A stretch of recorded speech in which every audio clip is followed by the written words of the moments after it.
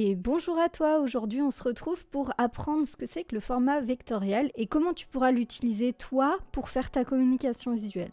Alors sache que c'est un format exceptionnellement bon pour faire des logos par exemple ou d'autres formes que tu voudras modifier, que ce soit en termes de couleur ou de forme tout simplement. Alors sache que c'est pas du tout compliqué à utiliser, je vais en plus te montrer plein de choses gratuites que tu pourras utiliser très facilement. La différence entre le format vectoriel et le format pixelisé, c'est ça. En fait, le format pixelisé, c'est une image qui ne peut pas être modifiée comme bon nous semble. C'est les JPEG, PNG, WebP, etc. Tous ces formats-là sont des formats avec des pixels, donc quand on zoome dessus, il y a une perte de qualité, clairement on voit des petits carrés, donc c'est les pixels. Alors que le format vectoriel, comme tu peux le voir, tu peux zoomer autant que tu veux, il n'y aura pas de pixels en fait, il n'y aura aucune perte de qualité. Et l'avantage donc c'est que tu peux tout à fait augmenter la forme, la déformer, ça ne changera absolument rien puisque toujours les bords seront toujours aussi lisses et les couleurs également. Alors bien sûr on ne peut pas faire des images photographiques avec parce que forcément c'est des aplats un petit peu, même s'il y a des dégradés comme on peut le voir, ça se voit en fait. Donc c'est pour des formes simples comme des logos. Les graphistes utilisent le format vectoriel pour faire des logos. Si ça n'est pas le cas, c'est que c'est un mauvais graphiste parce que c'est dommage de ne pas pouvoir modifier son logo comme bon nous semble. Donc là par exemple, moi si je rentre dans cette forme, je peux tout à fait m'amuser à déformer mon B. Donc par exemple là lui ajouter des petits arrondis, voilà, ce genre de choses. Donc là je suis sur Illustrator, mais je vais te montrer un logiciel gratuit qui te permet de faire la même chose. Bien sûr tu peux également changer la couleur, c'est aussi tout l'intérêt, c'est-à-dire que si tu as envie de changer la couleur du B ici, hop, tu modifies sans problème. Voilà, tu as une autre couleur pour le B, alors que ici, là si je voulais le faire, ça aurait été beaucoup plus long et compliqué. Et le résultat aurait été discutable, je pense. Et là, je vais te montrer comment tu peux faire des images vectorielles. Je t'avais déjà fait une vidéo sur Illustrator, sur l'intelligence artificielle d'Illustrator qui permettait de faire des images vectorielles, je te la mets ici. Mais là, on va pouvoir le faire en ligne et gratuitement. Je tiens à remercier particulièrement Valérie, donc une abonnée qui m'a envoyé un message pour me faire découvrir cette intelligence artificielle. Donc merci à toi. Et si toi tu trouves des IA ou des outils ou que sais-je, des informations sur le graphisme ou peu importe, n'hésite surtout pas à me les envoyer parce que moi, j'essaye de fouiller Internet bien sûr, mais je ne suis pas omnisciente, donc si tu participes à cette recherche, eh bien ça me fait d'autant plus plaisir. Alors je dois remercier beaucoup de mes proches aussi qui m'envoient à chaque fois toutes les infos sur les IA ou autres parce qu'ils savent que je fais cette chaîne-là. Donc merci à tout le monde de participer un petit peu à sa manière. Même un petit commentaire, tu vois, ça me fait toujours plaisir. De toute façon, vous êtes tous adorables et je tiens vraiment à le souligner parce que ça me touche beaucoup. J'ai beaucoup de messages qui me touchent sincèrement quand on me dit que j'aide des personnes ou que j'ai fait découvrir des choses qui ont pu aider. Moi, ça me touche beaucoup. Donc, si vous voulez participer aussi, si tu veux participer, n'hésite pas à me le mettre en commentaire, à m'envoyer des messages. Peu importe, voilà, je t'en remercie d'avance. Donc merci Valérie pour cette intelligence artificielle que je n'avais pas vue passer et qui est géniale. Donc on va voir ça tout de suite. Donc cette intelligence artificielle s'appelle Recraft.ai. Donc je vais te le mettre à l'écran comme ça, tu verras. Et puis de toute façon c'est dans les commentaires. Non, c'est en description et je te le mets aussi dans l'article de cette vidéo, donc sur mon blog, tu auras plus d'infos. Donc commençons tout de suite. Donc déjà je t'invite à faire un compte. Moi j'en ai déjà un puisque je l'ai testé, mais une fois que ton compte est fait, tu vas te retrouver avec une page. Alors moi la mienne elle est vide parce que je l'ai déjà fait, mais sinon tu vas avoir des sortes de tutos sur ton écran. Et je t'invite à regarder Vector Image. Et là, dans Vector Image, puisque c'est ça qui nous intéresse, c'est le format vectoriel, tu vas pouvoir créer tes propres formes en vecteur. Alors, Aujourd'hui, on va faire un logo parce que j'avais déjà fait une vidéo ici sur comment faire un logo et je trouve que, comme je m'en doutais, les intelligences artificielles ont évolué et donc tu peux désormais passer par là pour faire tes logos. Donc, alors encore une fois, un logo, ça se fait par un professionnel, pas par une IA normalement, mais là ça peut être un très bon début pour des esquisses ou même si tu n'as pas du tout les moyens de payer un graphiste, tu peux passer par cette intelligence artificielle. Ça va te demander un petit peu de temps parce que ça n'est pas parfait, tu vas voir.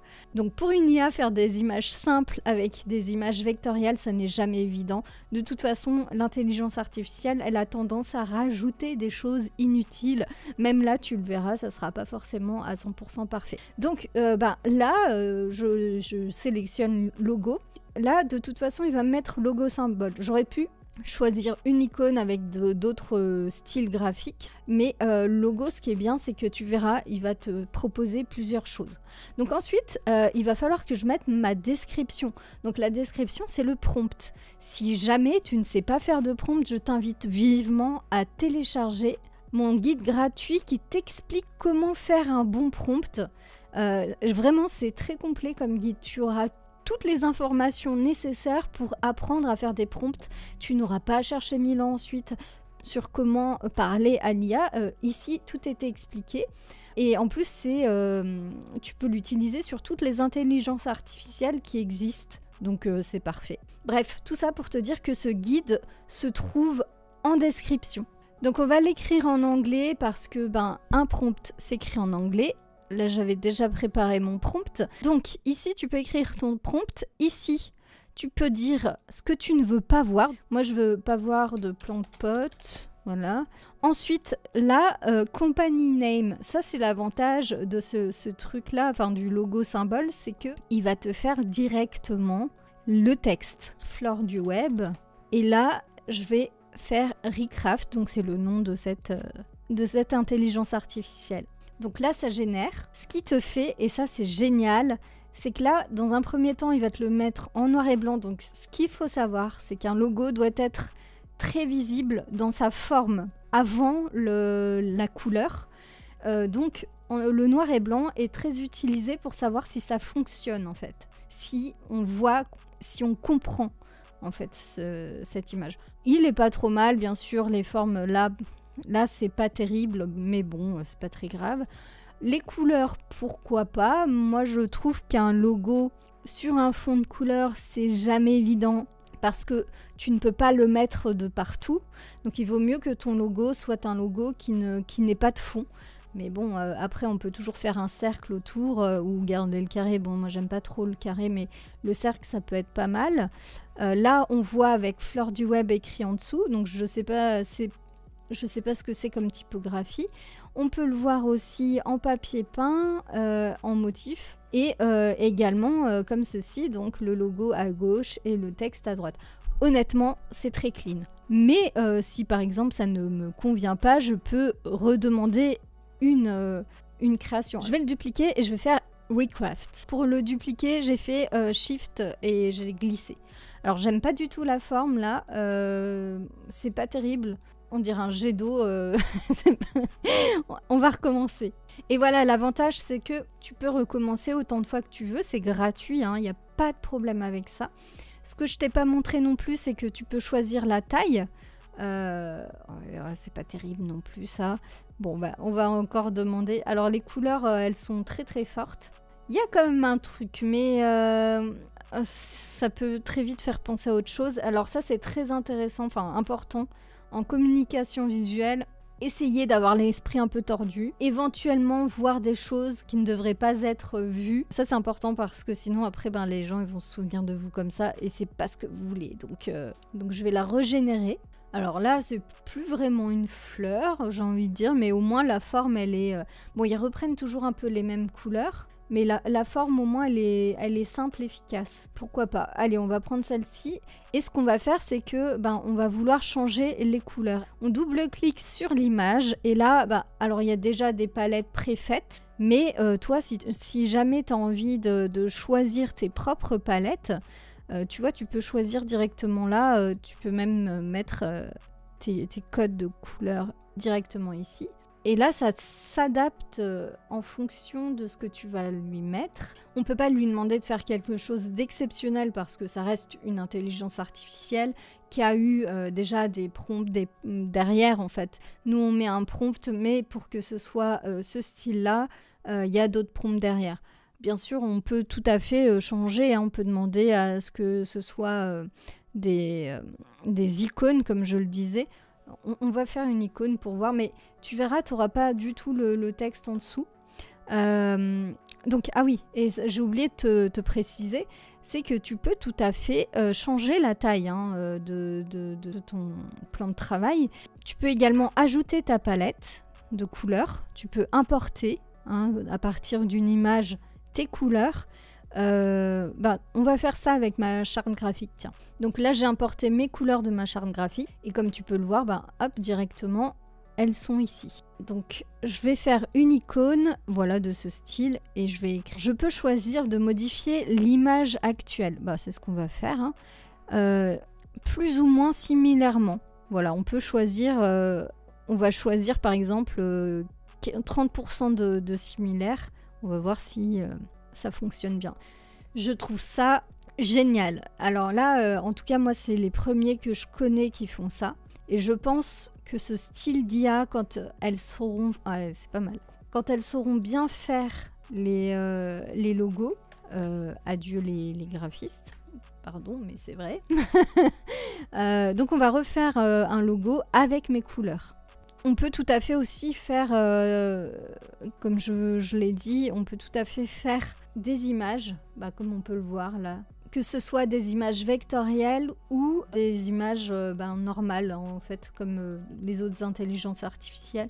Autant utiliser Leonardo si on veut faire de l'image. Je n'ai pas trouvé comment modifier un vecteur ici sur ce logiciel. Du coup, ce qu'il faut faire, c'est qu'il faut passer par ailleurs. La seule chose qu'on peut faire, c'est on a quelques petits outils ici. Par exemple, là, c'est juste pour modifier une zone. Voilà, on reprend le prompt. Soit on peut tout à fait supprimer une zone, donc soit modifier, soit supprimer. Soit on peut retirer le background, donc le fond. Celui-ci, c'est pour retirer aussi... Ah non, c'est pour changer le fond. Voilà, ok. Tout ça, tous ces outils-là, on y a accès gratuitement. Je le redis parce que c'est génial. Donc, ce qu'on va faire, c'est qu'on va récupérer celui-ci. On va l'exporter en SVG. Parce que SVG, c'est un format vectoriel qui est assez universel. Tu pourras l'ouvrir sur beaucoup de logiciels. Donc, je l'enregistre. Ensuite, tu vas te rendre sur Figma. Alors, Figma... c'est un logiciel qui permet de faire des interfaces utilisateurs, donc ça veut dire en gros des maquettes de sites web ou d'applications pour savoir comment les personnes vont voir en fait le site web ou l'application sans qu'il y ait de code derrière, donc pas mis en ligne ni rien, c'est pour montrer au client en fait. Mais cette application en ligne, Figma, donc je te le mets en description également, c'est un logiciel qui permet de faire la modification de vectoriel. Et c'est gratuit, c'est gratuit aussi. Donc ce qu'on va faire, c'est que là, une fois que tu as créé ton compte Figma, parce qu'il va falloir le créer, tu vas créer un nouveau fichier. Et donc, File, New Design File, si tu n'es pas sur cette interface-là. Mais si tu as déjà cette interface, tu peux aller sur File, Place Image. Et c'est là que tu vas choisir ton SVG que tu viens de faire. Hop, et tu le cliques une fois dessus. Et donc, comme tu peux le constater, donc si on zoome un peu, l'avantage, c'est qu'on voit qu'il y a les contours quand on passe par-dessus. Tu vois bien, là, c'est génial. Voilà. Donc, Figma a l'avantage de pouvoir faire en sorte de modifier tout. Donc, tout à l'heure, on a vu qu'on pouvait modifier la couleur, mais on ne peut pas modifier la forme. Donc, si par exemple, la forme, tu la trouves sympa, mais il y a des trucs qui vont pas. Comme là, moi, j'ai pas trop aimé cet endroit-là. Et bien, ce qu'on va faire, c'est que on peut tout à fait modifier ça avec Figma. On peut aussi modifier la couleur. Donc, tu as juste à prendre l'outil de sélection et tu peux cliquer sur la zone que tu souhaites modifier. Donc là par exemple, si la couleur ne me plaît pas, je peux juste modifier cette couleur là. Et puis par exemple ici, je peux ajouter tout à fait une partie là pour fermer la forme parce que je trouve que c'est pas terrible, ou bien faire un petit rappel de couleur. On va faire le plus simple, on va faire un petit rappel de couleur. Donc je vais prendre l'outil rectangle qui est le raccourci clavier R. Voilà, je vais mettre cette forme là. Ce qu'on va faire, c'est qu'on va récupérer la couleur ici. On clique sur la couleur, on va aller sur la pipette. Alors soit on peut la récupérer d'ici parce que c'est déjà les couleurs qui sont existantes, soit on peut la récupérer directement sur le plan de travail. L'avantage, c'est que sur Figma, on peut ajouter des bordures. Bon, sur beaucoup de logiciels comme ça, mais des bordures arrondies. Il est pas centré, ça m'énerve. Ah, ça m'agace. Ah, c'est pas agréable. Toujours est-il que sur Figma, tu peux également, si tu veux, tu vois, si tu double, quadruple cliques sur tes formes, tu peux tout à fait changer tes formes à l'intérieur aussi. Ça, c'est génial. Une forme vectorielle, ça a cet avantage. Alors bien sûr, là, on n'en a pas besoin parce que la forme, elle est plutôt belle. Le problème des intelligences artificielles, c'est que, tu vois, elles rajoutent des points d'ancrage. Là, il n'y aurait pas eu besoin d'autant de points d'ancrage. Donc, les points d'ancrage, c'est les petits points qui te permettent de faire des arrondis. Mais plus il y en a, moins ta forme, elle est belle en général, à part si tu as une forme complexe. Mais si tu as une forme simple, il faut que tu en aies le moins possible. Et du coup, là, c'est dommage parce qu'il y en a beaucoup. Mais ça reste quand même très, très correct. Moi, j'ai envie de voir vraiment l'évolution de cet outil pour voir dans quelques temps ce que ça va donner parce que là, ça me semble plutôt prometteur.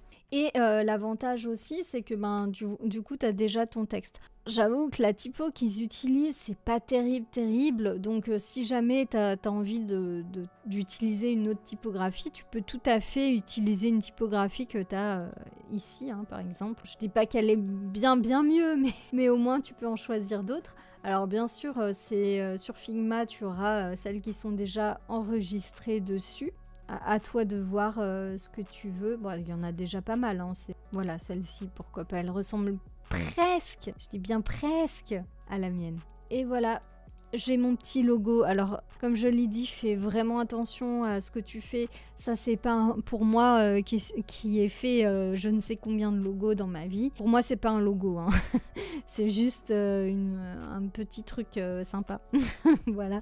Ça reste un début qui peut être utile, notamment comme je le disais pour les icônes, par exemple si tu as besoin d'une icône spécifique, par exemple sur Instagram quand tu as envie de faire tes petites icônes ici, là, tu peux tout à fait le faire avec cet outil-là en fait, et ça sera très pratique. Tu pourras toujours garder le même style. Merci Valérie pour cette découverte, et puis j'espère que toi ça t'a plu.